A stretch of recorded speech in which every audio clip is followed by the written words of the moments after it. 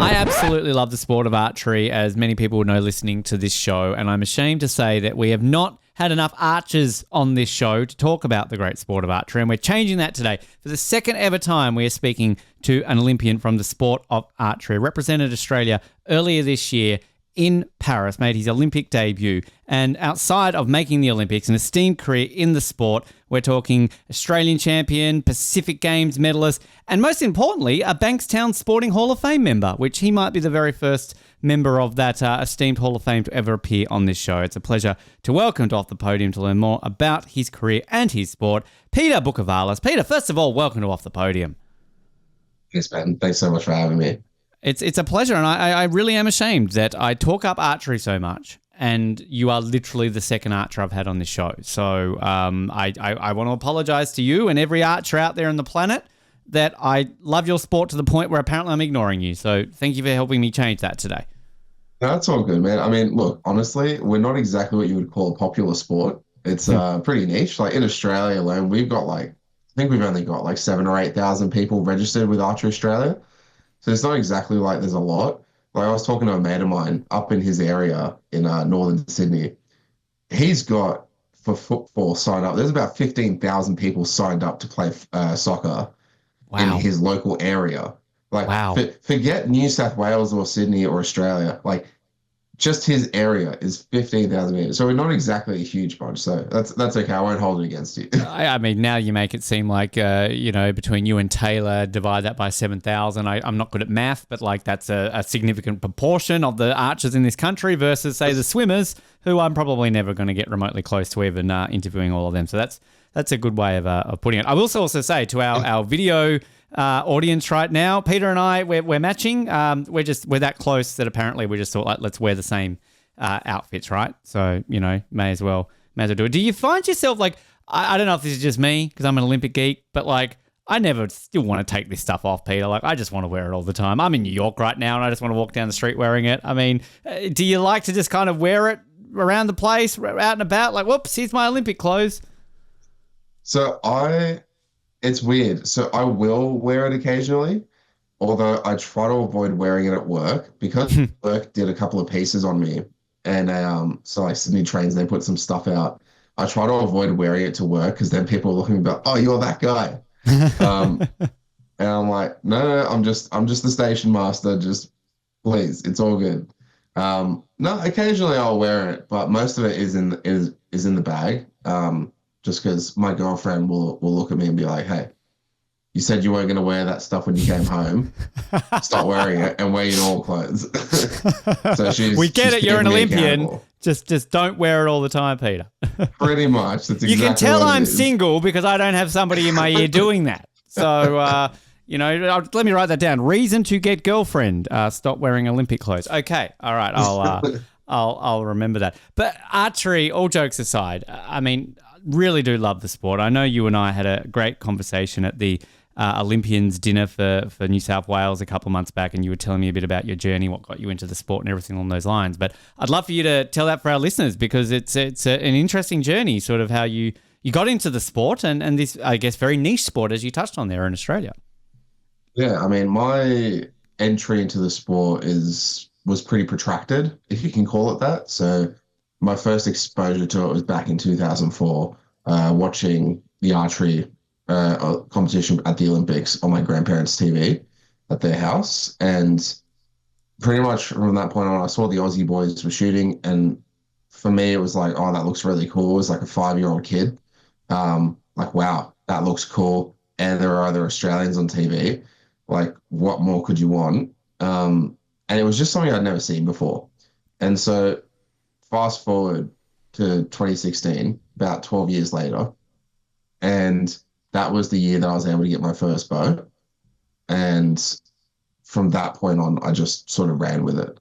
Mum helped me out. She gave me the money to buy my first bow. It was really cheap, really simple. I've still got that bow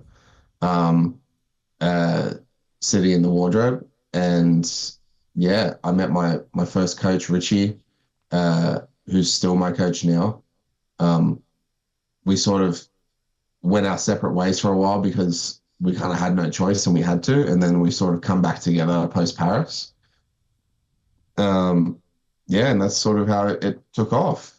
And just What from was there, it? just started going to the range. What do you think it was about archery in particular at Athens? Because obviously many sports you're watching Australia, no doubt. But I mean, was there particular something about that over swimming or athletics or something like that that you felt really drew you into it? I think when I was younger, I was a swimmer for a long time. I was a swimmer for about 10 years competitively. And I played soccer occasionally, but that didn't really stick. It was more the swimming stuff. I didn't even really like swimming. I did swimming because my mom made me do swimming. But I got decently good at it. I wasn't bad at it, but in the end, they kicked me out of the squad at the age of 12 or 13 because I think I was doing 15 hours of training a week, and they wanted me to do 16 or 17 hours of training a week, and I just said no. Wow. And my mom said, that's ridiculous. And then they're just like, all right, see you later. And that was at Olympic Park. And so that was how Wow. that journey ended. And that was how the archery kind of started. Like I've always been into sports. Like after that, for a while I did even then, like in between all that, did martial arts and stuff like that and jiu-jitsu. Done a lot of different sports because mum always encouraged us to try different things and to keep active and do all these different sports. With archery, I guess it was just something that appealed to me so much. It was just, when you look at something, you're just like, damn, that's really cool. I want to give that a go. Yep. That was all it was. It was just, honestly, I put that down to pure chance that that was the sport that was on at the time. The boys happened to be shooting at the time on TV, and I saw it when I was in the living room, and I was like, that looks really cool, and I want to do that. So I think honestly, pure chance. You can call it butterfly effect, whatever. I don't know. That was how it worked out. I love hearing that because it's interesting. I think I was talking to you about this when we met, and I mean the one sport that I've ever watched the Olympics and thought like I wanted like, and it sort of gave me a similar feeling was archery, and it was in Sydney watching Simon win the gold, and I never sadly took it up, but I can't explain why that was the one that drew me in. I was a field hockey player. I'd dabbled in other sports and everything along those lines, but that's the one time I can remember watching the Olympics and going like, what's that? That's cool. I love it. And I think that's why I've always loved archery since, because I remember Athens. I remember Tim winning the bronze. It was a real, I guess, like almost a golden period there for Australia winning a couple of medals in a It row after was. never having won medals at the Olympics before. But it's interesting, isn't it, when you see a sport like that and it draws you in, and then I guess you can't really put a finger on why that's the one that sort of makes you get interested in. Yeah, absolutely. And it's really just I like to think of it as it really appeals to people that are quite methodical Mm. and quite precision focused. It kind of really goes down that route because it is really all about that precision, that monotony, that doing the same thing again and again, expecting the same result. Like the definition is so like uncomfortably close to the definition of insanity that you wonder sometimes, are they one and the same thing? Are they different things? You're not really sure. But yeah, I think that's really what appeals to a lot of people is that feeling of accomplishment and achievement that you pretty much see on the board because it's like an immediate feedback loop. It's not like you have to wait for it. Where like if you're like doing like self-worth, like self-reflection stuff, or trying to make yourself a better person, and then you kind of waiting for other people to sort of say, oh hey, yeah, like Peter's like he's sort of changed his tune and he's really like picked something up or whatever. With archery, it's well, you shoot an arrow and you see straight away, it's like, was that good? Well, I thought it Mm. was good. Did the target think it was good? Yeah, he thought it was good too. Let's Mm. do it again. And you just It's keep going and going and going like this. It's like a hamster wheel of like just going round and round and round. because it's an interesting way to look at that because it's also, I mean, it is a sport whereas say like swimming, like yeah, you want to finish first to win, but there's always a time involved. The time's going to get lower over time. There's always a target you can do it, and no pun intended with target in archery, but there's only Yeah. so many tens you're going to be able to get right. Like at the end of the day, it's not like you can all of a sudden get an 11 one day. Like you literally have a peak there. It's the format that changes and kind of how you do it, but it's that precision. It's kind of you are doing that same thing all the time. Swimmers who complain about doing how many laps a morning, you were a swimmer, you understood that. I mean, maybe speak to an archer, because at the end of the day, you can get a better time in swimming, but you can't really do any better than a 10 in archery. No, not really. And the reality is with archery, like say you compare archery to swimming, it's swimming is a sport that has so many resources behind it, but it also has so much research behind it. So you're able to really easily structure a training program to get most people, anyone that has a decent like potential ceiling or threshold, to really push them to be really, really good. With archery, that's not so much the case. There isn't as much, if any, research available. There's a little bit, but not a lot. Um, and also, it's a very time poor sport. Like for me to shoot 250 arrows, it'll take about 4.5 hours, 4.5 to 5 hours of training. That's one normal training session. Wow. So my normal routine when I was training for the games. So this routine was in place for about 3 years. It was Monday to Friday. So I'd wake up at 6. I'd get to the range by 7. I would train from 7 to 11:30. On the days where I had gym, I would gym from 11:30 to 12:30, and that was 3 days a week. Then I would have lunch, and then I would go to work, and then from 2 to 7, I would work. And then from 7 o'clock, I would drive home, get home by 8, get all my stuff ready for the next day, be bed in 9 by 9:30, and then wake up and do it all over again every day. That So precision. It's that precision, like you're talking about, like a it's sport, like it's very regimented. exactly. And it has to be because for me as well, I love my sleep. I need my sleep. Most humans need their sleep, even the ones that don't admit it need their sleep. Um, if there was a pill that I could take to not have to sleep, I would. That would just do all the recovery work for me and I could just keep on going and doing stuff. Sure, like give it to me. I'm going to down that stuff like lollies. But the reality is you need sleep. And for me, my schedule was so tight that if I didn't get the sleep that I needed, it would basically fuck me over for like the next 3 days. Mm. Um, it would just absolutely body me. And everything would just be like at a decreased level. Like the value I'd get from the training, the quality of my work, everything would just drop for those 3 days, until I caught back up with the sleep because of how tight the schedule was. And there was no real room to sort of move things around or try and cut a bit of time off here to get some more sleep. It just didn't exist because everything was so tightly packed. And on top of that, I was also and still am studying university, doing a bit of TAFE stuff as well at the moment for work. Do the SES stuff. There's so much that was going on, and yeah, you just do what you can to try and fit it all in. Is there, I mean, when it comes to that, what you're talking about, just on the training side of things, if you're doing that Monday to Friday for that amount of time, how do you change up training in archery? Like, I mean, I can look at it and go, well, you're just shooting arrows for 4 hours a day. That's the obvious thing. But I'm sure there are different methods, like different things your coach is getting you to do sort of on those days. Like what different things can you do each day? Well, funny enough, so frankly, our coaches weren't exactly super engaged throughout the cycle, which is unfortunate, but that's just the reality of it. And I don't want to say any like bad words about them because in some instances they did like work really hard, but in other instances you can just tell like they're just kind of checked out and they're not interested.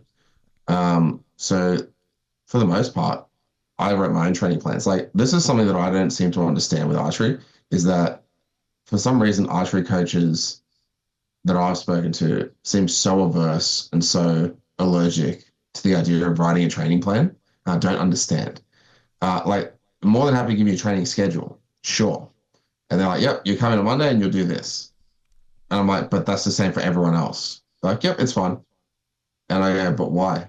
I go, my gaps are completely different to the next person's gaps and needs.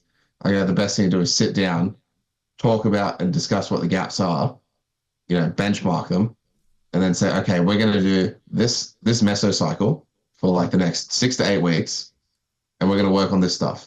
And then by the end of that 6 to 8 weeks, we're going to benchmark you again with the same things that we used to benchmark you at the start and see if there's a marked difference. Whether it's a scoring round, whatever it is, doesn't matter what it is.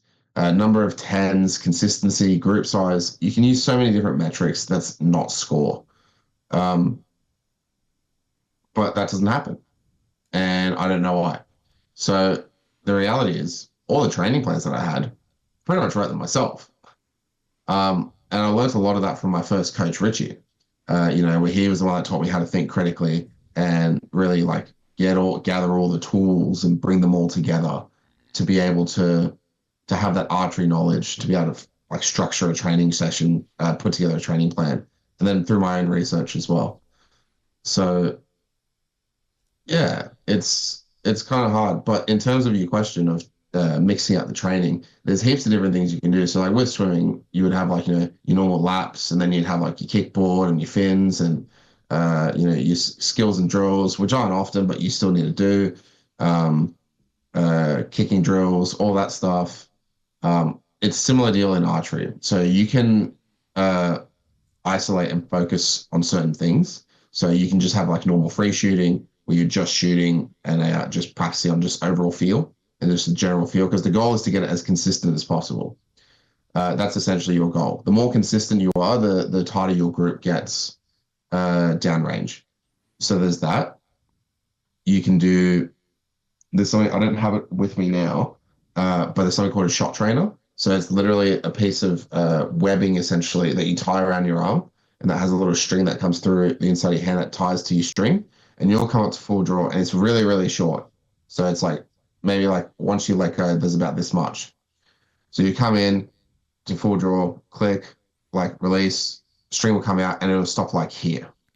And so stuff like that. And the whole idea of that is to be able to basically stay completely still. That's essentially gauging how well you're keeping the tension after the shot. Right. So if you don't keep the tension after the shot, you'll just see people just collapse, and the bow will pull them in. So there's stuff like that. There's what we call SPT, which is specific physical training. That is when you basically think of like weights, but it's more like isometric stuff. So you basically draw the bow and hold it for like 20 seconds. And you come down, come back up again, do it for 20 seconds. And that's just building like overall conditioning. What else is there? There's heaps of different games you can play, different like mental stuff you can work on. So I, there's I like love hearing golf all that, game. Peter, because it's Yeah, it's one of because it really, and I'm sure you get it a lot from the outside. For somebody who's not involved in the sport, it seems like such a simple sport. You shoot an arrow, that's all you got to do. It's kind of like, I'm thinking of like curling. Like it's just, people think, oh yeah, you just push yeah, a stone down the ice and sweep. It's easy. But it's when you sit down and you really understand how technical, how much is involved. The fact that you do go to the gym. I am sure you get people questioning you. You're an archer. What do you need to go to the gym for? Like it's just, yeah. it's a sport that there's so much more to it than meets the eye.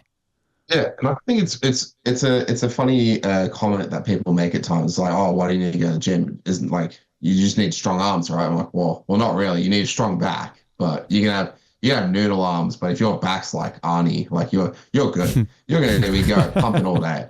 Um, I'd love to see him but do the cool, archery. That would be cool. oh, the funny thing with him, when he did, there was some photos of him on the internet you can find of him doing archery back in like the 70s when he was at like his peak, when he was like prime Arnold.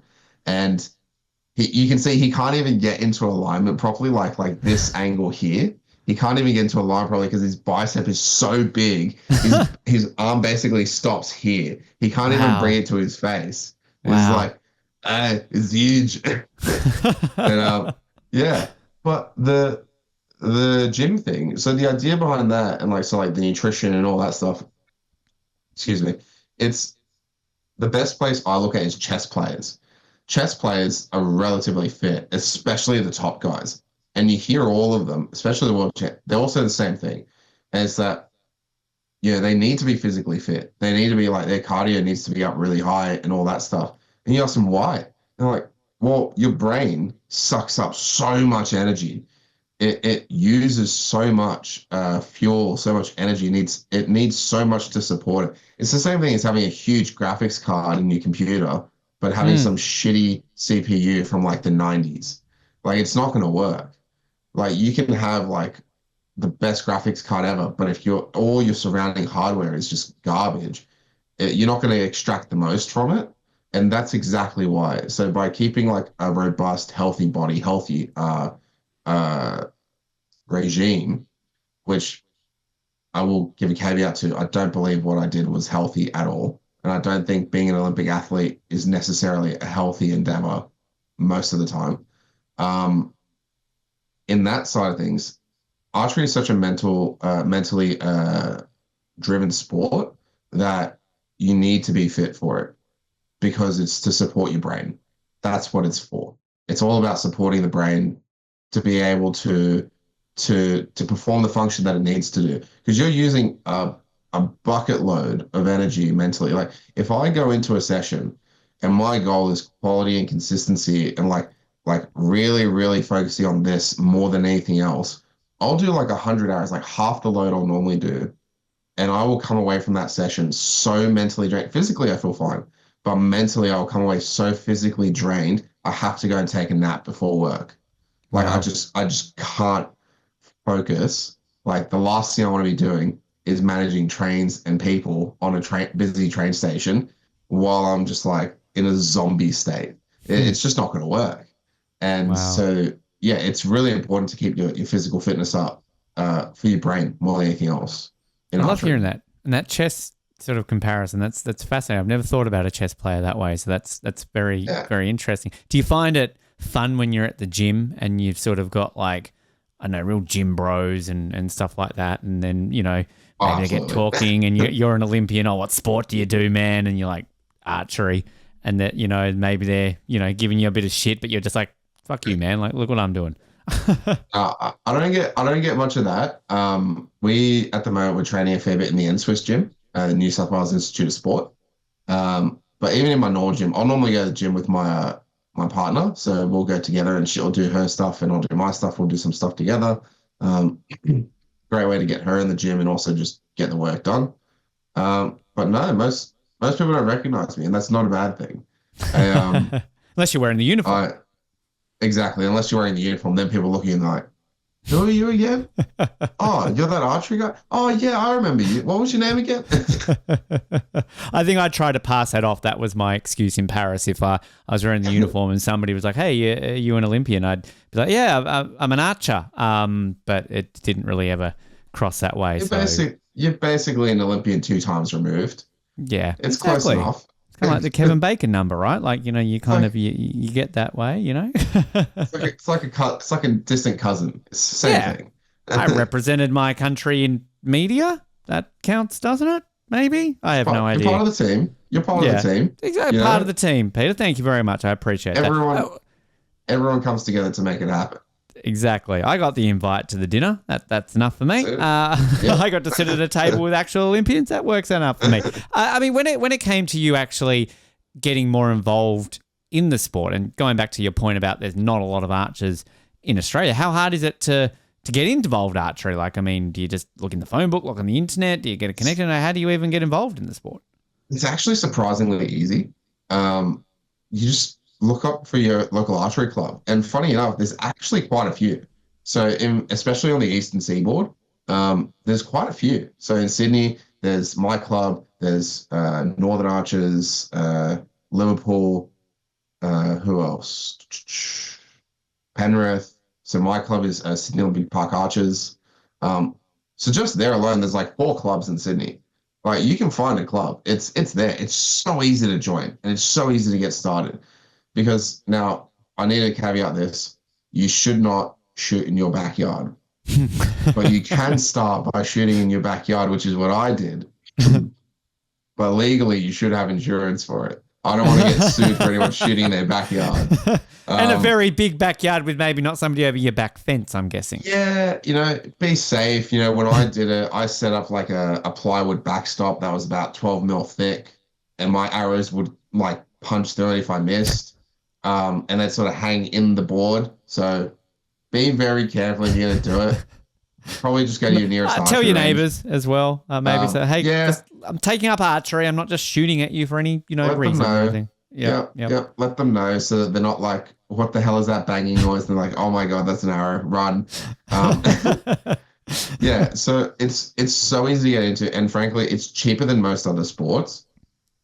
So for example, at Olympic Park, like typically most archery clubs, you can do a come and try course. So you go on their website, you book in for a come and try. It's like 20 or $30. You go there under instruction with a bunch of other people. You have some arrows and a bow and a target, and the coach or the instructor will like give you some basic instructions so that you don't like hurt yourself. And for like 2 hours, you can just fling arrows at a target and have fun with friends. And it's like I said, it's only 20 or $30. It's not that expensive for a morning out or an afternoon out. It's pretty good as far as cost of living goes. And after that, if you want to join the club, you absolutely can. So your initial startup costs, say for like Olympic recurve, I would say with club fees, you're looking anywhere between 1 to 2 grand total. Not bad. Yeah. No, it's not bad. And that's everything you need to get you going in the sport. Now, I also understand that 1 to 2 grand is a lot of money for some people. You can cut it even less than that. Like club fees are around $300, but that's for a whole year. So at my club, you pay that fee for 365 days, the whole year. You have access to the range, so long as it's not so long as it's not turf maintenance on there or whatever. But you've got 7 days a week access to it. The targets are always out. You just drive on in and you just get out and shoot. It's not hard. Like it's so easy to get involved. Like at my club, we have regular club shoots, so the whole community gets together. It's a great time, and you have a good time. It's a very social sport, which is really cool. You get to meet people from all walks of life. It's amazing. It's a great and easy sport to get into. It's not hard at all. It feels like, I mean, golf driving ranges, Top Golf, things like that are very popular. But the one that I don't know if it's necessarily big in Australia, but I know part of the world I'm in, it's quite big, is axe throwing. People sort of use that as a real social activity. So it surprises me that something like archery isn't more of a thing that people could do, because it does seem very social, like going around those. Obviously, you don't want to be pissed and firing arrows. I'm not saying that, but like at the same time, it's sort of I can see how it's sort of a social activity. And I mean, I have an aspiration to one day eventually open my own range, my own indoor range. But it's going to be sort of like those sort of axe throwing Top Golf thing. I've been to the axe throwing a few times. It is great fun. Yeah. My missus is also concerningly good at throwing axes. Like picked it up for the first time. She's this like 5'4", like sprightly Lebanese woman. I love her to bits. And she is concerningly good at throwing axes, and I don't know why. Like just all of a sudden, like we started, and I'd done it before, so it wasn't my first time doing it. She'd never done it before, and she absolutely smashed me. She smashed me in it. She kept getting like middle after middle after middle. I'm like, what the hell is going on? Like, since when were you so good at throwing axes? And she's like, well, I don't know. Maybe you should watch out more. I'm like, Jesus you Christ, really know not to cross her. I think you're learning a lot in this relationship all of a sudden with that. That's crazy. Don't mess with her at all. Was the Olympics a goal? Like, was this kind of like, even back in the swimming days, like sort of pursuing that and then switching into archery, kind of, did you look at the Olympics as an athlete? That's where I want to go to. I think that sort of really... my first memory of like saying to myself, I really want to go to the Olympics was in 2016. That was when I picked up archery. Pretty much the first day, like I got my bow and I turned to my mom and I said, I want to be an Olympian and I'm going to be an Olympian. And I think like there are a couple other people in the room, other family members, and they're like, oh no, what are you talking about? It's a waste of time. You're never going to get there. All the typical crap. And yeah, all I can say now is, where are you? I was going to say, did you text them? Did you call them? Like, no, send out the message to them right now. Frankly, I was too busy being an Olympian to have to actually respond to them and let them know, be like, hey, look at this. I waited for them to come to me, and they did. Because I personally had no interest in in sort of exercising that kind of hubris, where I have no issue doing it right now. Have the fun all you want. That's what we use this platform for, to gloat, Peter. Come on. Exactly. And so, pretty much there were quite a few people, people at my school and stuff like that, because I was in my year 12 year at the time. They all said the same thing. They're like, oh, you're not going to get anywhere, this and that. Well, look where I am now. I'm an Olympian. Honestly, the hardest part was going through the selection process. That was grueling. because really I'd been on by the end of the Olympics, I'd pretty much been on in almost like a competition phase for the last 18 months. So from January 2023 to the Olympics, I was pretty much on because we had like last year alone, we had 8 competitions. So we had our trials in January. Then in March, we went to the first Asia Cup in Taiwan. Then we went to uh, Shanghai, I think it was. No, we went to Turkey, sorry. We went to Turkey for the World Cup. Then we went to Shanghai for the second World Cup. Then we went to Singapore for the Asia Cup. That was all in a 4-month period. So it's pretty much a competition a month. So you come home for like 2 weeks at most. The smallest gap we had was 9 days, where we Wow. flew home from Shanghai and then flew to Singapore. And then after that, it was like a 4 or 5 week gap where I was able to get some training in that wasn't destroyed by a competition, like absolutely ripping apart my routine. Because that's the hardest part about competitions overseas is the coming back and the getting back into the routine bit. That was the bit that always really like hit me the hardest. Um, and then we had the world champs. And world champs, we were actually overseas for a month because we went to world champs. Then we had a training camp in Compiègne in the north of France. And then we went and shot the Paris World Cup. And then we came home, a couple more weeks, had our nationals. And then a few more weeks after that, I think it was about maybe a month, we had the Pacific Games in November. So it was just like one after the other after the other. It was like bang, bang, bang, bang, bang. I counted. It was about 95 days I spent overseas last year. Wow. In the whole year, it was ridiculous. Mind you, Most people the hear year that and go, that's great. But I mean, obviously, yeah, sort of but you're doing it for different reasons. it's cool from a travel perspective that you can tick off the box. And I will say, Mm. I still have never flown overseas for anything other than archery. Um, Wow. Archery is the reason I got my passport. Like archery has given me so much. And living in Australia, we have that opportunity and it's amazing. Like I can't think, there's nothing I can say that would justify what it's given me. It's an amazing opportunity that I sort of grabbed with both hands and I loved every second of it. At the same time, though, when you look at it from a travel perspective, you're pretty much working. You're ticking off the box saying you went there, but you are still working. You're not, everyone's like, oh, yeah, you're an athlete. You get to go and just play sport. Yes, that's true.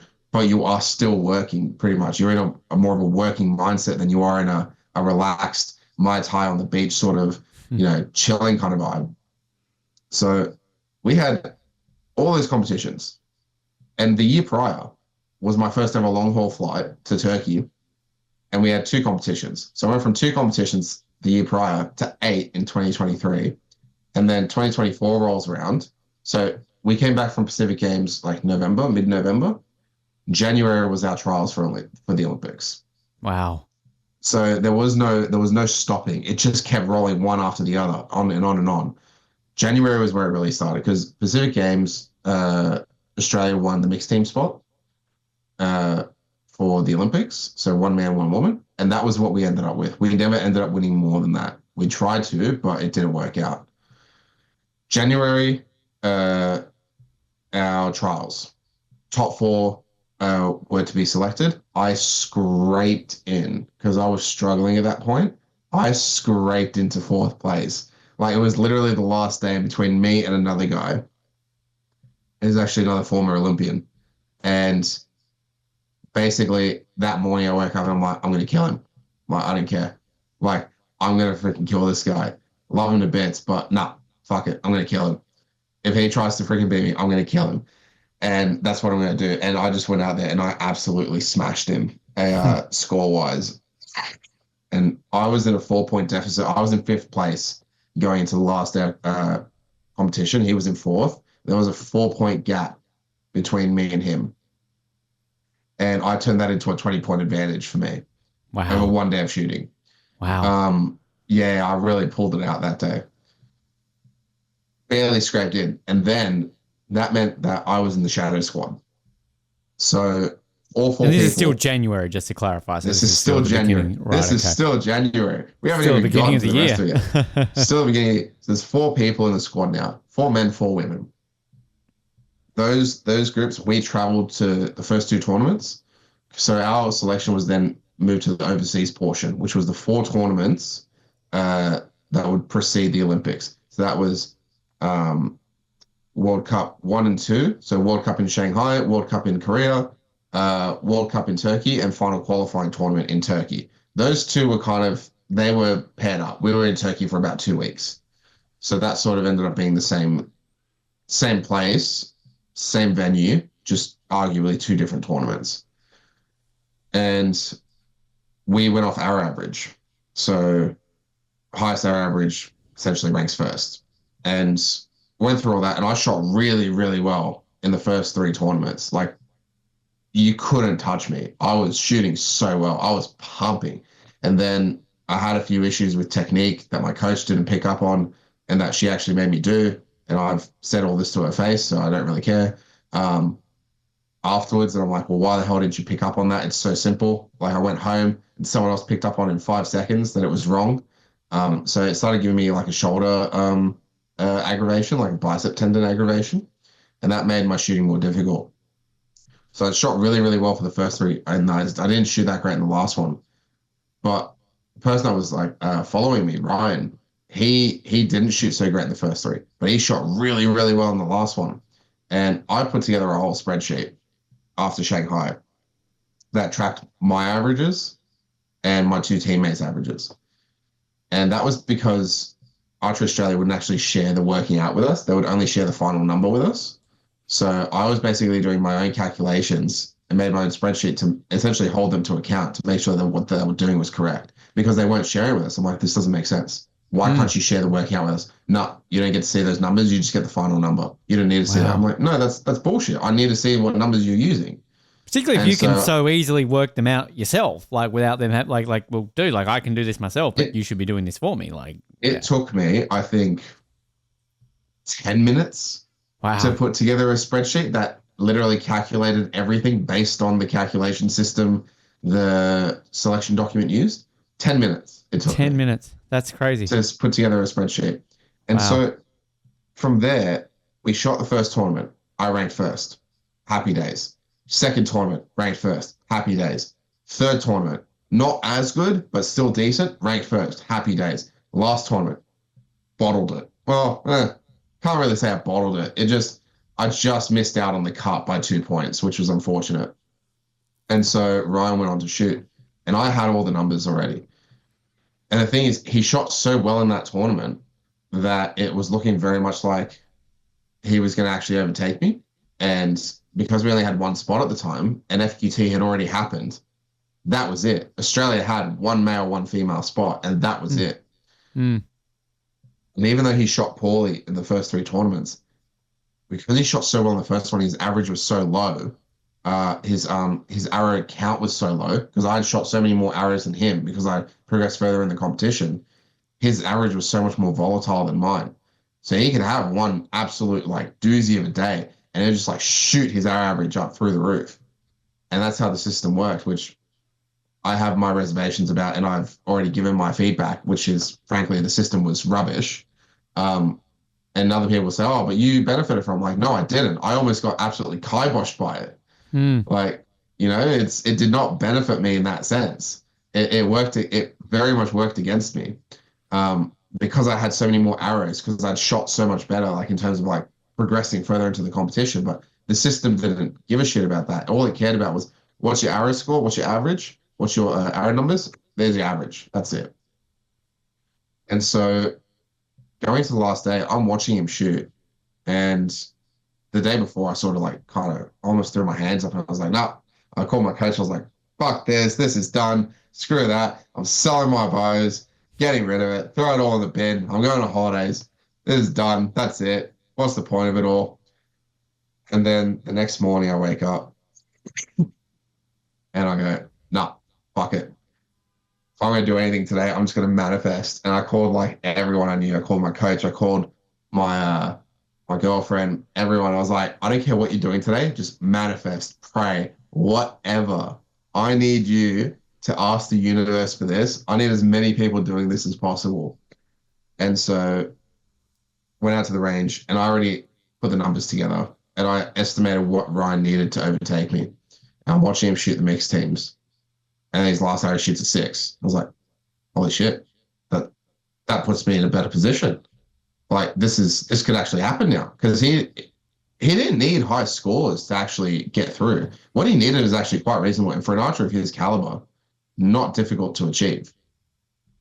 And so by shooting that, it all of a sudden made his afternoon session, which is the individual match play that I didn't make the cut for, infinitely more difficult. And so I went in and I saw who his opponent was. And frankly, this is the funny part. I'll tell you this after, though. I'll keep this story. So his opponent was Steve Weiler. Steve Weiler is an exceptional archer. He is an absolute gun. And so he went to his match with him, and I'm watching the ends come in, and I knew the number that he had to hit. And I think by the third end, I was confident that he had just missed the cut. Like, he needed to win that match, essentially, and then go into the next match to shoot higher to try and recover. But if he lost that match, that was it. It was done. And so I'm doing the numbers on my phone, I did it like 2, 3, 4 times, like on my calculator. I'm like, is that right? Is that right? And the guy next to me, my teammate, he goes, oh, did you get it?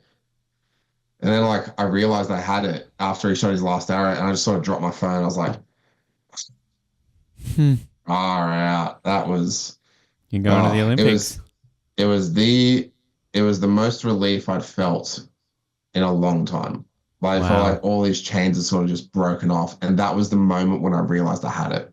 When he shot that last arrow, and I was like, holy shit, I'm going. Correct me if I'm wrong there, Peter, you still had to be selected though, right? As in you achieved what you needed to, but ultimately, be it the coaches, Archery Australia, whoever it was, they've still got to rubber stamp you going to Paris, right? So it's 100% not confirmed. Well, here's the good thing. So our selection document this year, there was zero discretion in it. It was purely merit-based. Anything, and frankly, some of the coaches did try to do that because they were on the national selection committee, and they delayed ratifying the results, even though everyone else already had. And they did it because they wanted someone else to be on the team and not me. But the reality is there was nothing that they could do. They tried to find something, but they had nothing, because our document clearly outlined that whoever finished first in the ranking table was to be see and there was no dispute. There was nothing. The only thing was injury, and at that time I didn't have any injuries. And how close was it then that you did get the tick that you got 100% you're going? Because this was pretty close to Paris, wasn't it? That was a month. A month.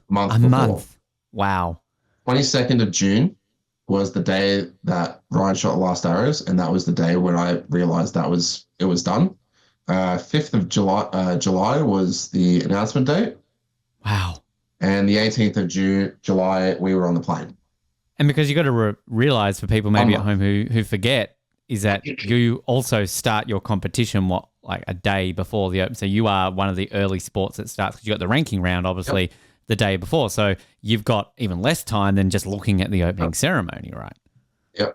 So the way our Olympics worked was we got in a week before. So we were there for a whole week. And then we had our ranking round, which I absolutely shanked.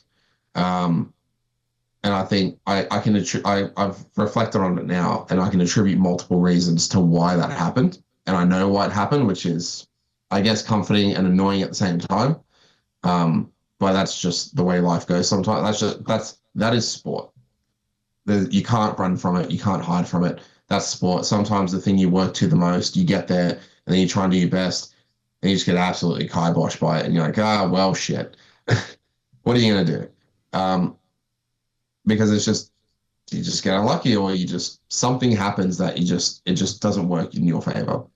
And so, we were there for a week, and then we had our ranking round event the day before the opening ceremony. So that they call those non-competition events, because it's not televised to the public, nor is there any public viewing available for that tournament, that portion of the tournament. So did that. And then the following day, we went to the opening ceremony, which was absolutely wild. Now, I can't comment on all the things that happened in the opening ceremony, like all the stuff on the TV, because frankly, I didn't see it and I wasn't there. I was on a boat in the Seine. That's where I was. We were getting absolutely dumped on by the rain and we were just having a great time. It was just the most like, I can only describe it as primal, really, because we'd be going down the river. There's people up on the bridge and they're like, yeah. And then we just went around with our players like, yeah. There's just a lot of people yelling at each other in a really, really lovable way for about 45 minutes. While getting absolutely pissed on and drenched. Getting absolutely pissed on. Like, I've got some photos of myself from that night, and it looks like I've just gotten out of the shower. With like, I've just gotten into the shower fully clothed, and I've just turned it on and just stood under it. I saw Laura tagged you in a few posts from it, which looked fun. And we had wrestler Jaden Lawrence on recently, and he told us about, you know, his experiences there. And I think he said it took him like 2 weeks to even remotely get the jacket dry and just dry cleaners and all that kind of stuff. But I mean, memories, right? Like, I mean, it just, I remember that day in Paris. I remember the vibe of that city, what it felt like. Cool. And just, it was cool.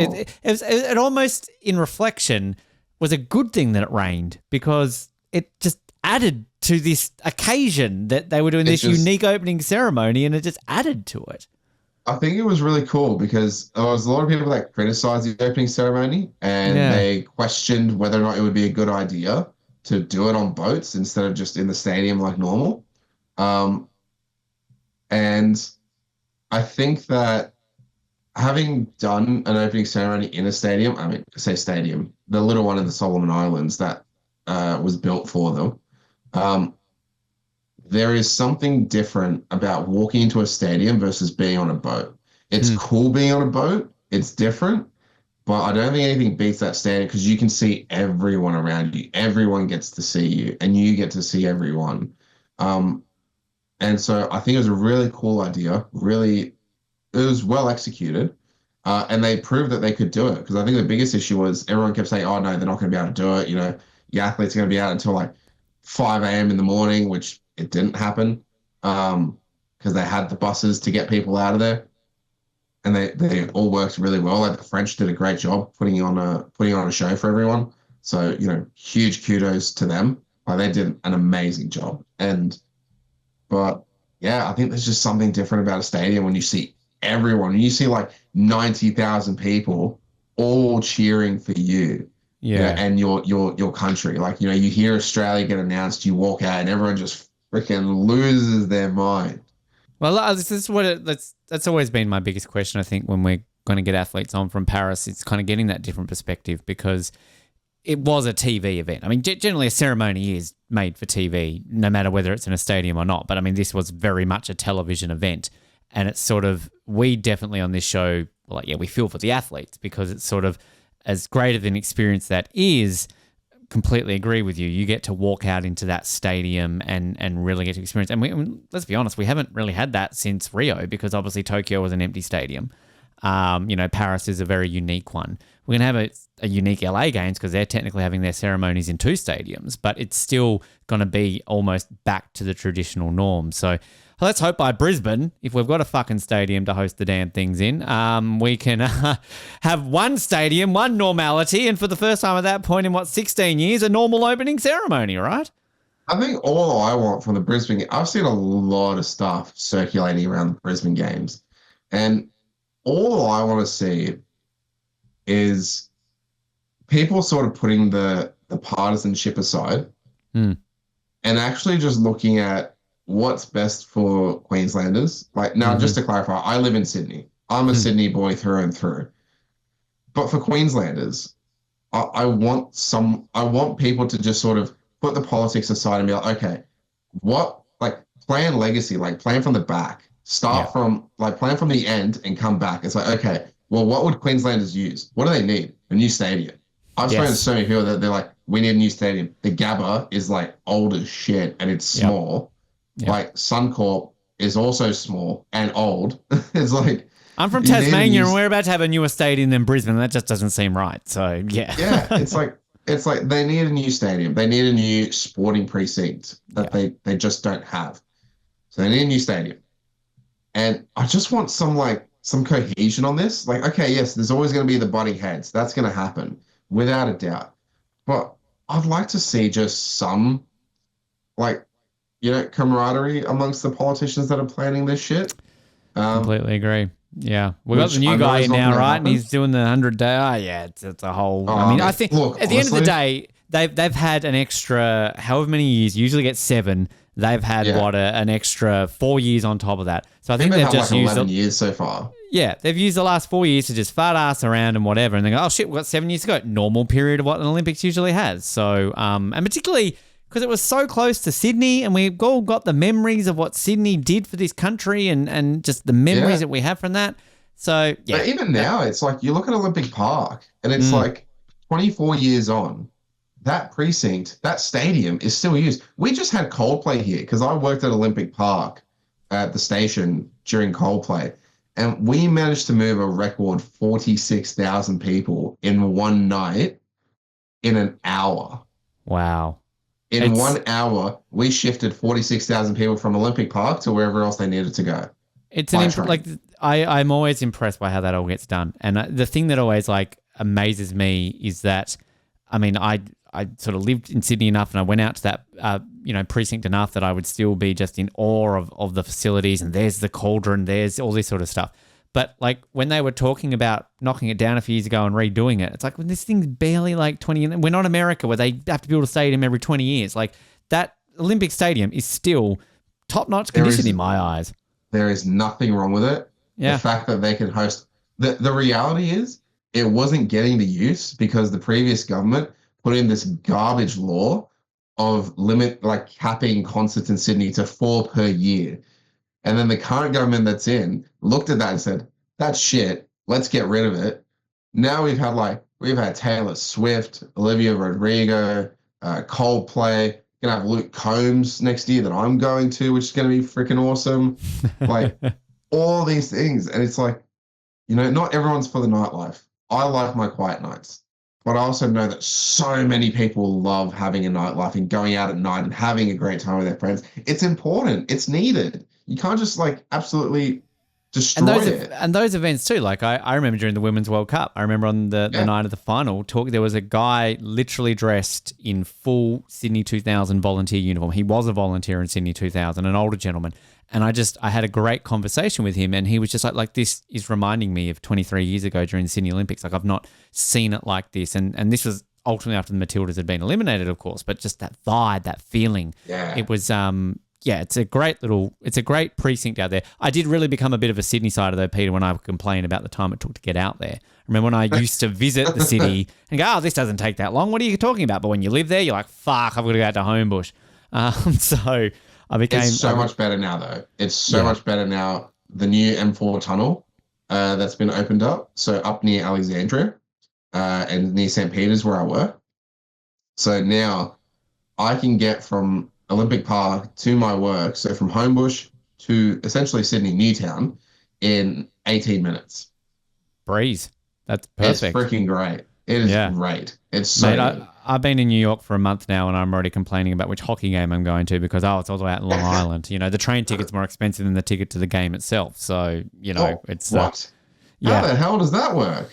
It's the lovely joys of transit in this city because you don't just have Sydney trains. You've got 3 different, you've got New Jersey travel, Long Island, transit, the Metro. Like they've got 3 different sort of like companies. So it's because if we have big events, so like with Coldplay, for example, we have integrated ticketing. So you buy your ticket for the show, and that is a ticket for the train. It's funny on a tangent. I promise everybody we're getting back. We're getting back to archery, but I remember one time, like as Sharks fan, so I had my seat down at Shark Park, and I didn't realize at the time that I got free transport. So I'm there sitting on the train, and I'm in my Sharks gear, and guy comes up, checking your ticket. So I, yep, here's my ticket. And he's like, oh, you going to the game? I'm like, nah, mate, I'm just wearing this for the fun of it and just happened to be going to Cronulla. But he's like, oh, you realize that you don't actually have to pay to you don't need to. So I got told off basically by a ticket inspector, don't pay, it's free. So never would happen in this city. But it's fascinating. I want just on the ranking round itself, you touched on that fact that it wasn't broadcast. Now, I was there that day and loved every second of it. But why isn't it broadcast? Because I got questions like from a couple of people who work on this show. Were like, oh, I'm jealous that you're there because we can't watch it. And then we would have people even asking us as the Australian Olympics, like, why can't we watch this? Like, people wanted to watch you and Laura. Like, do you know why it's not broadcast? I can't say like exactly why. Like, I don't know. I can sort of maybe almost kind of like read into why it's not the case. I think the case is pretty simple, which is that it's boring as fuck to watch, and it's also like the trying to broadcast like a ranking round with 64 archers, let alone a bigger field during a World Cup ranking round. Trying to broadcast that and actually get you a good view of what's going on, I think would be extremely difficult. But also, again, it just drags on. And I think that, well, the whole reason why they went to this round was for viewership. The whole reason the sport shifted and pivoted to match play and the 70-turn round was for viewership. It was for the viewers. It wasn't for the archers. They didn't give a shit about that. They didn't care. All they cared about was, how can we get more people watching the sport? Oh, shorten the round. Because the old Olympic round, which was back in like the 70s, the 80s, was a feeder. It was a 1440 round. That's 144 arrows at 4 different distances. So you shoot 36, 36, 36, 36, 90, 70, 50, 30 meters. You shoot that over one day. And then you do it again the second day. So you shoot 288 arrows total. Whoever was the first ranked archer is the Olympic champion. That was it. That was the Olympic round. It was 2 days of competition. Done. Whereas now it's like freaking 5 or 6 days because you're trying to churn and burn through 176 matches. Which you know, the fascinating thing I found, and you met one of my bosses at the Olympic dinner, Katrina. We had that little joke because I kept pressuring her like, "There's a ranking round. I want to go. So eventually I got to go. But the fun thing I had to do is people kept asking me like, Ben, what is the ranking round? What's the point of it? Are people getting eliminated? Is there any reason behind this? And so trying to explain what it is, and the only way I could explain like, well, Peter and Laura are going to be in the knockout rounds no matter what. It's just this is kind of going to seed them, but it's important for the mixed team because ultimately they need to finish in a certain point if Australia wants to be in those rounds. So I guess my question on that is, how do archers look at a ranking round? I mean, how important is that for you? You said you didn't do well that day. You were 60th, if I believe. Like, how important is that? Because then you don't obviously want to face the top archer in the knockout round early on, I guess. So I guess, do you guys look at it very importantly that a ranking round exists? It is important. It has its value. Unfortunately, with the ranking round, it's got a weird history because when it was first introduced back in like the 90s, the initial plan was for only to exist for a few years until it basically ranked everyone, like enough people worldwide shot a ranking round to rank them internationally. And then that would then be used like the way tennis does. Tennis doesn't have ranking rounds. They go off of world ranking. That was the plan for us. And then it just never happened. Just kept shooting this damn ranking round. And that's all it does. All it does is seed you for the tournament. So you can be the best archer in the world, absolutely shake it, finish last, but you're still in the cut. And then just work your way through the field. You absolutely can do it. Like because you rank low doesn't mean that you don't have a chance. It just means that you're coming up against a more formidable opponent. And that was pretty much what happened to me. I had a really poor day. It didn't really come together for me. You have good days and bad days, and unfortunately for me, that happened to be a bad day. And you take it on the chin and you get ready for your match, which for me was 6 days after the ranking round. And you just go out there and shoot the best you can. Like, I've got the target face here. Like, it's not shit. It's decent. So that's the actual one from Paris? Yeah, that's the one. Wow. So you don't have to keep that. The vast majority of my arrows are there. Wow. This was my first arrow. That was my first arrow. That was a 7. That was a sighting arrow. The next arrow was in the middle. This was the only mistake I made in the entire match. Wow. And that was my third arrow of the second end. And to clarify, this is against Lee, who's the number 3 in the world, go on to win the bronze in that tournament and also gold in the team. So, one of the best archers in the world. But because I was going to ask you about that because I I wasn't there on that day. I went and saw Laura's match round, but I was obviously covering yours from the media center. I remember sort of in that second round when you started off so strongly, and I think you were leading for most of that, and then it was at the end, wasn't it? And then kind of said like you were in that match, you weren't completely obliterated. And I know you said afterwards that it was an honor to be able to, go up against Lee and sort of the status that is. So do you go into something like that when you're facing like somebody of that esteem and go like, I've got nothing to lose. It's an honor, but like, who knows what can happen? This is archery. He could have fuck up and all of a sudden I'm knocking out the world number 3. Yeah, it was kind of like that. It very much, I did go into it with the mindset of like, I've got nothing to lose and everything to gain. And it's like, for me, it was a win-win, because if I lose, then it's a case of, oh, well, everyone expects him to win anyways. If I win, everyone's like, holy shit, he just won this match. So for me, there wasn't really much of that there.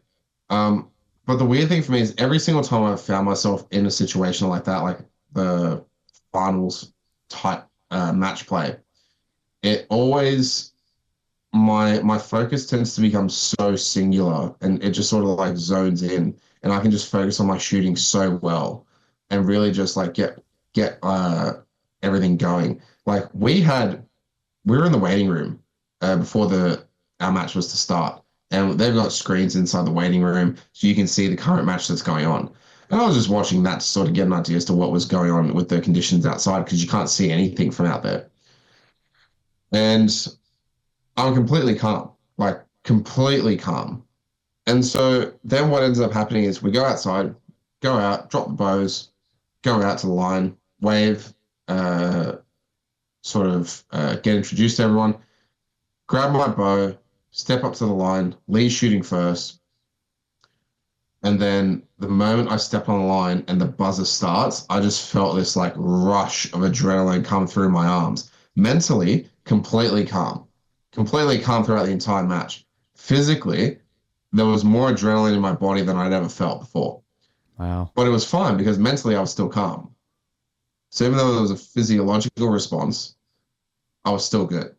And so, then I just started shooting. And it's like, I basically, it was almost like he wasn't even there, is how it felt.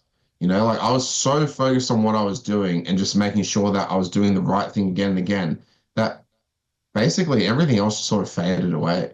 Like, I love hearing that.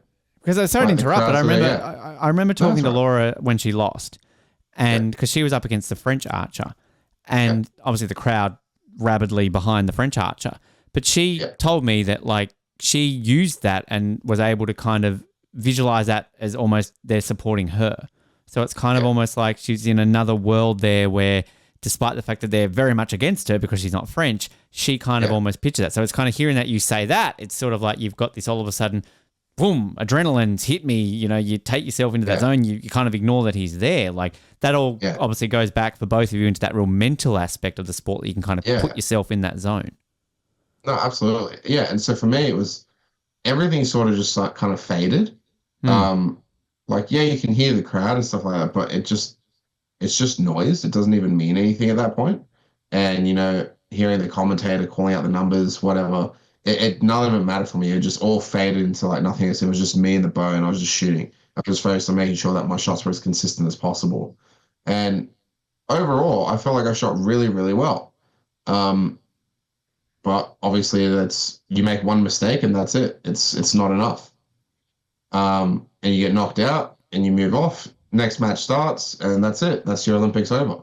Should there be repechage in archery? I talk a lot about this to like our, wrestlers, taekwondo, they get repechage, but he goes on to win bronze. So if this was a combat sport, you'd get another chance because he's gone so deep in the competition. I have held this opinion for many, many years. I think the elimination style of match play is not good for archers. I don't believe it is particularly fair. Especially like I still remember one instance, and I know people will disagree with me, and I know because I've had these conversations, they're like, oh, we'll just be better. I'm like, okay, well then explain this to me. In Shanghai, I watched a match between Brady Ellison and Alex Wise from the UK. They shot a great match there. This is like early in the matches. I think this was like 116 round. Like, so I think only one match had played out, and then it's their match. So they do that, and then they end up going to a shoot off. They shot 5-all. They go to a shoot off. They both shot X's for their shoot off. Brady was 2 millimeters closer to the X than Alex was, but they both shot an X. They both shot the maximum value they could. Brady was 2 millimeters closer. Are you really going to turn around and tell me that is skill at that point? Yeah. Like, Wow. if Alex shot a 10, like a 9, even a 10, yes, I will turn around and say that is skill. But it's one arrow. There is And 2 so millimeters. much. There is so much variability in one arrow. So that's why I turn around and say, no, there is a fair bit of luck there. You can't tell me that two archers shoot an X, and then that it's no, that guy's more skilled. Dude, it's 2 millimeters. We're not, no, just no. Yeah, it absolutely should be some sort of round robin or repechage, something like that, like what the sprinters get, what the runners get. Look, I can see the arguments for and against repechages in any sport, to be completely honest with you. But the thing that I look at it as, and this is what I always, when people say, like, why do you love archery? Or like, I get really into shooting during the Olympics. Like, to me, target sports like archery and shooting have so much tension to them that people don't realize until they're watching. And being there in person only added to it. And this is no disrespect to any of our combat athletes who are listening to the show. We've got very good friends in the show from all the combat sports. But there are some of those combat sports which, to me, just a bit samey, and they don't really have that element to me that I think a target-based sport has a lot more sort of tension with it. So, yeah, I sometimes, and yeah, as you sort of bring it up, that's a good point. Sprinting's now introduced repechages, and it's like, you know, what else are there? Like, I mean, tennis, I mean, tennis, you're not going to have a repechage, but yeah, it's sort of, it's fascinating, the sports that sometimes have repechages and the ones that don't, that you probably think should. And archery doesn't take that long either. Like, they're pretty quick matches, right? Doesn't take long at all. We went from a 288-hour round shot over 2 days, 2 full days, to like you're losing your Olympic match in 9 arrows. Yeah. Which is what happened to me. And it's like 9 arrows versus 288. You don't think there's a little bit of variability in there? Yeah. Actually, glad you mentioned him. I know you and I had a bit of a chat about this at the dinner, but I was hooked to the gold medal match, and we were all just hoping Brady was going to get it right. Like, just how many Olympics has he been to? Oh, 5. Yeah. Still hasn't got that gold. That's crazy. But my God, was he close. He got close in Rio when he won the bronze, and he got even closer in Paris. And I honestly think he's going to get it in LA. And that's, I was going to say, is he going on? Like, he's still going to go on towards LA, do you think? I reckon he will. I hope so. I'm older than him. I thought he was older than me, but I'm 1 year older than him. So he's a spring chicken. Keep going, Brady. Go on. Well, the cool thing with archery is that you can just keep going on and on and on. The only thing that really stops you is like family stuff. So like for me, like I'm very much taking a big step back from archery, from competitive like training in archery in that sense, for the next year at least. And it's taken me about 5 months to come to this decision. So it's not a retirement. I don't like that word. It's just a pivot. I hear a bunch of the young people saying, "Yeah, pivot." I'm like, yeah, I like that. So LA is still potentially on the cards, or even Brisbane. Like, I mean, home Olympics on the horizon. It's potentially on the cards. Brisbane, I definitely would like to go for. The reality now is that I know what it takes to get to that point. I know how much needs to be given to the sport in order to even have a chance in getting to that point. And I think I'm at a point in my life now where I'd like to focus more on building my career, actually not being broke. And I think that's something that so many people don't realize, is that Olympic athletes are not rolling in cash. Like maybe one or two that somehow, end up modeling for Dior or whatever. Get a Harvey Norman deal, something like that. Yeah. Just your casual stuff, which all power to them. And, they've earned it. There's no such thing as, I don't believe that people have, like, it's being handed to them. They've obviously put in the work and the effort, and they've achieved an incomprehensible level of success that they're able to capitalize on those things. Unfortunately, though, there are more people that don't see that level of success than do. And in this case, I've only been in the sport for 8.5 years, 9 years. Like, it took me 7.5 basically to get to the games. So I call that a pretty good run. from beginner to Olympian. Like it was pretty good. And so pretty much for me, it's a case of, well, it's not going to make money. It can't actually feed me. So I need to take a step back from it and actually work on, making money, not being broke, and, being able to move forward and do what I have to do in order to achieve other goals in life, whether that's career goals or like, the goal to buy a house or a car, all these sorts of things. It all takes money. And yeah, it just, at the end of the day, at some point there has to be a sort of, like, I realize there is no right time to say, like, okay, I'm going to stop this for a while to do this instead. But you got to call it at some point, because if you don't, then you're just too afraid to let go. And that's pretty much what I'm doing now. I'm letting go in the hopes that it will come back one day, because it's not sustainable to live like this. Which is also a case of, looking ahead and we're 3.5 years away from the next Olympics, of course, but then even looking towards somewhere like Brisbane where, I mean, on the positive side, I guess there's a lot more guaranteed spots in terms of, I'm assuming, we're going to get team spots, quotas. That's generally how it works, obviously, for a host. But I can also imagine it's more about keeping involved to help grow the sport. We touched on Sydney and Athens, sort of a bit of a golden period. Then obviously the bronze came in Rio as well. But ultimately that hasn't led to, this giant influx of archers that are going to every Olympics, because we only had you and Laura in Paris, and we didn't have a team for the first time, I think, since London, if I'm not mistaken. So it had been a while. So we want to get back to that level where we're not just relying on a host Olympics to get the numbers. We want to be going to LA with a men's, a women's team, more female archers, having that number so we can grow the sport in this country. Yeah, absolutely. And I think, unfortunately, the direction that's been taken with the coaching initiatives for the last 15 years have essentially been what have destroyed archery in Australia, pretty much. The fact that the coaches that we've had have essentially cared more about getting paid and collecting the benefits that come with living in Australia versus actually building a system, a lasting system that will deliver world-class and world-level archers. That's our biggest issue. We don't have the coaching expertise and the people that are passionate about and loyal enough to actually be proud about wearing this on their chest. That's the biggest issue we faced. It's a fascinating sport that I find that, we've had a few judokas on the show, taekwondo athletes, and, these are sports that we've won medals in before, but, it's back to Sydney. We haven't won a medal since. Like, archery is a sport that a lot of Australians probably don't realise we've won medals in, but this isn't something like, Rio wasn't that long ago when we won a bronze in it. Athens was only 20 years ago. Even I look at Sydney, a gold medal to Simon, like that's still 24 years ago. It's within our lifetime. So it's not like this is a 50-year drought or a sport we've not won a medal in forever. This is a sport that we've won medals in pretty recently, and we're obviously doing okay to be able to do that. So it is surprising to kind of hear that there hasn't been a real flow-on effect. I compare it maybe to like a winter sport, Peter, where it's sort of like some of these winter sports where you get a medal here and there, and it's slow, but it gradually improves us on a bigger scale. Yeah, and unfortunately, like you look at even like the medal in Rio, that was won by two athletes that used to belong to the AIS resident program that had different coaches in there at the time that did not continue on after that AIS program closed in 2009, 2010. So Taylor and Ryan, they're products of that system, and they are two exceptional archers. They are incredible.